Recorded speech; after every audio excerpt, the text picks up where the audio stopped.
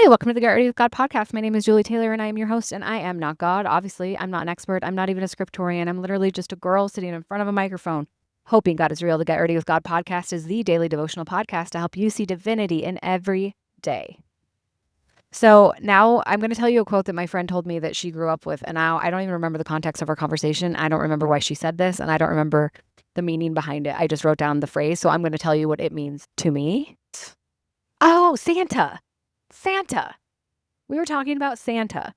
And she said in her family, the mantra is you don't believe, you don't receive. Like you have to believe in Santa in order to get gifts on Christmas, which one of the most controversial things that people learn about me that they don't like is that we don't do Santa in our house and I don't teach my kids to believe in Santa. We can talk about that another time. Don't come for me. I do like whimsy, magical fun. Okay. But now I remember that's what we were talking about. But that phrase, you don't believe, you don't receive, I actually loved in a faith setting because here's the thing. I don't believe in a transactional God. So I don't believe that you have to do X, Y, or Z to receive 1, 2, 3. Like it's not like a formula. It's not like a vending machine. And you can do plenty of the right things and the good things and bad things still happen to you. And you can do really bad things and still catch a break. And I don't think that God withholds blessings or love. I don't think that's true. And so choosing faith out of fear because you don't think that God will love you or that you'll have blessings or gifts in your life, I think is false. I think that is not true and not real. But what I will say I have experienced is needing to be prepared for things. I mentioned in my last episode, if I had written the book that I wrote 10 years ago, it would have been very much about me. It would have been like, I had this accomplishment. I worked so hard. Look what I did.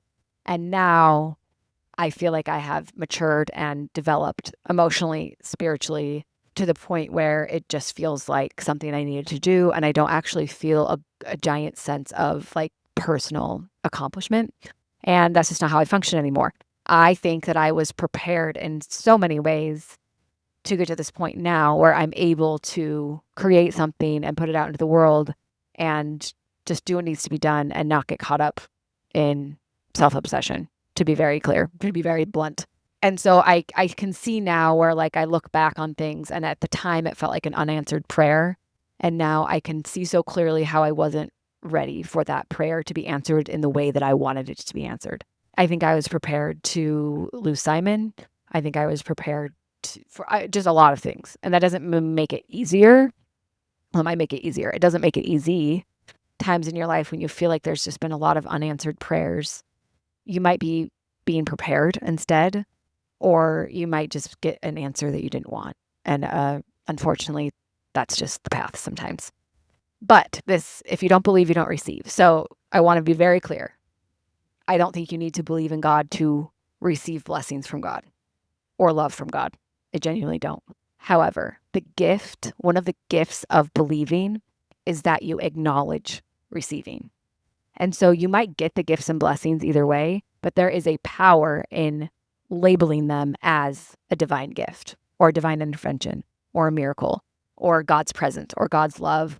I think it is so powerful for many reasons. One of the big ones is avoiding what I was just explaining, self-obsession, living for validation, living for your own comfort, joy, and pleasure solely.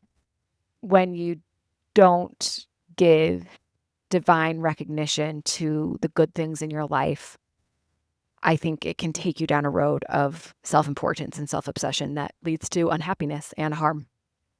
So I think that's one of the big reasons. 2, I think when we believe, we're able to recognize what we receive. And I think that builds faith and it's more fun. It's more fun to believe. It's more fun, in my opinion, to believe that there's a power working together for our good, giving us things and helping us out and something to work towards, something to give to, something to live for. And so when we're able to give divine recognition to the things that we receive, I think it builds that faith that can be really hard to find in my experience. And then the last thing, I remember being in English class in high school and we were reading some classic literature, and the teacher asked us to like dissect a sentence and say like, what are they really saying here? And this alludes to this. And I raised my hand because I was brat. And I said, I think they're actually just saying the words on the paper. And I think now 100 years later, we're just adding a bunch of meaning. Like we have no idea what they intended when they wrote this. And it was a bratty thing to say then, but I actually do stand by that. I think sometimes the way we read so deeply into things, it's happening now with like Taylor Swift, like the way people like dissect every word that she says. I'm like, maybe she just wrote a song. Maybe it's not that deep. Sometimes it is that deep, but maybe it's not that deep. So I think we can go too far on it. And you've all met the people, or maybe you've been this way yourself, where it's like everything is a sign from God and everything is a miracle and everything. And in my experience, that kind of like waters down the importance of divine intervention and miracles. And so I try to like not say every single thing that happens is a miracle and every single thing is divine intervention. But I will say that when you decide to give divine recognition for what you receive in your life, it does bring meaning and connection to your life and puts pieces together that you might not otherwise see. And it can really help you see a path forward. It can help you see progress that you've come from. It can create this like fuller picture and deeper meaning to the everyday things that we go through in life that I think help sustain us through hard things. And so like, why not? Why not see things through that lens? Why not see the whole world through a lens of miracles and divine intervention? And I think that's what it is to look for divinity in every day, is to allow yourself to give divine recognition to the things you're receiving. Because would the person in front of you pay for your coffee, whether you believe in God or not? Yeah, a lot of things would still happen, whether you believe in God or not.